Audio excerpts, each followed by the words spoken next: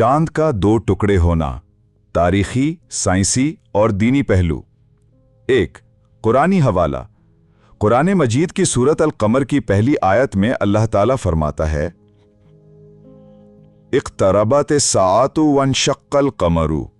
तर्जमा, क़यामत करीब आ गई और चांद फट गया। ये आयत वाज़े तौर पर इस वाक़े की तरफ इशारा करती है कि नबी करीम सल्लल्लाहु अलैहि वसल्लम के ज़माने में मक्का के काफिरों के मुतालबे पर मोजज़ाना तौर पर चांद दो हिस्सों में तकसीम हुआ और फिर दोबारा जुड़ गया। 2. हदीस के हवाले। सही बुखारी और सही मुस्लिम समेत मुतअद्दिद मुस्तनद कुतुब हदीस में ये वाक़या तफसील से मौजूद है। सही बुखारी हदीस 4864।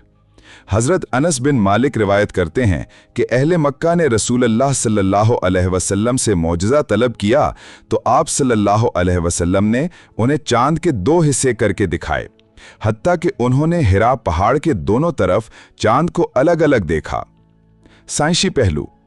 नासा और जदीद फल्कियाती तहकीक में चांद की सतह पर एक लंबी लकीर देखी गई है जिसे लूनर रिल्स या रूपेज रेक्टा कहा जाता है। ये एक लंबा और सीधा सा ढांचा है जो चांद को एक खास खत पर तकसीम करता हुआ महसूस होता है। नासा के लूनर ऑर्बिटर और अपोलो मिशन की तस्वीर में ये लकीरें वाज़े देखी जा सकती हैं।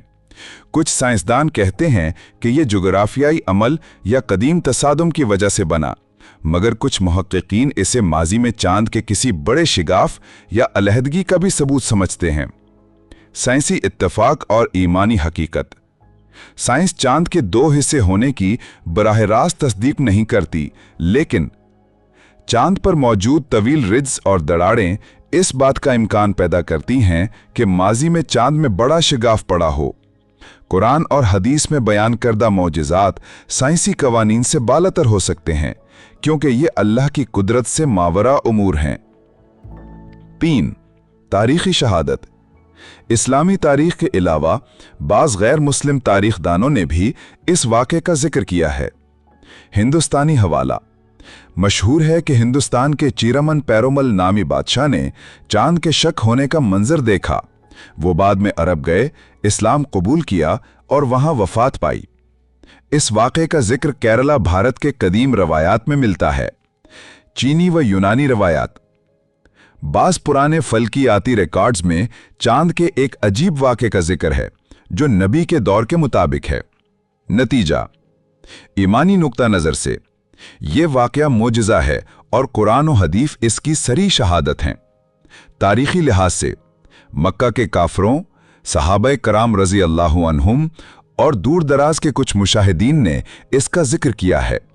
साइंसी तौर पर चांद की सतह पर पाई जाने वाली लंबी लकीरें इस वाक़े के इम्कान को नज़रअंदाज नहीं करती, मगर साइंस इसे कुदरती अमल से जोड़ती है।